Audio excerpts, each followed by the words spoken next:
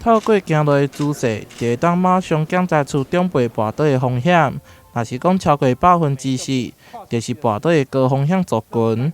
群创伫台南郭总和长照病院打造2座65寸拼接影音墙，结合 3D 深度感测步态分析软体，只需要短短4公尺的距离，就会当体检出长辈敢有跋倒的风险。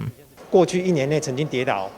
就是有1人会有发生跌倒的风险，大概有15.5%的比率，会有曾经发生过跌倒。那郭中和医院这次引进的这个步态分析呢，是希望在老年人跌倒之前，就经由这个步态分析，把这个高危险跌倒风险的族群呢，先把它筛选出来。郭综合病院位伫咧台南市中西区，65岁人口比例高达20%，目前安装各半位以来检查2000位民众，并且伫65岁以上长辈当中找出18.8%的高危险个案。同时安排体检活动，进行复健治疗。他一跌倒，可能一躺要3个礼拜，那3个礼拜他要花健保有12万，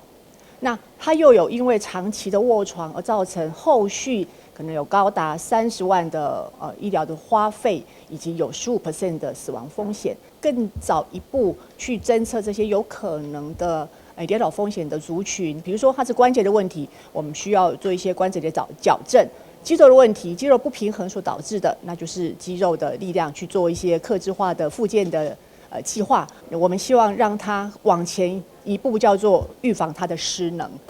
Kakek harus duduk di kursi roda。外籍康复人员语言未通，嘛会当透过 AI 镜把马上翻译，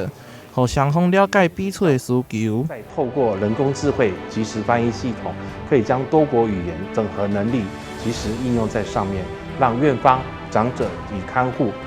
可以在同一时间了解彼此的心意跟需求。这摆嘛将病院大门利用透光性变成装置艺术，群创甲郭总和共同将科技结合医疗，互长照病院焕然一新。台南新闻杨顺怀采访报道。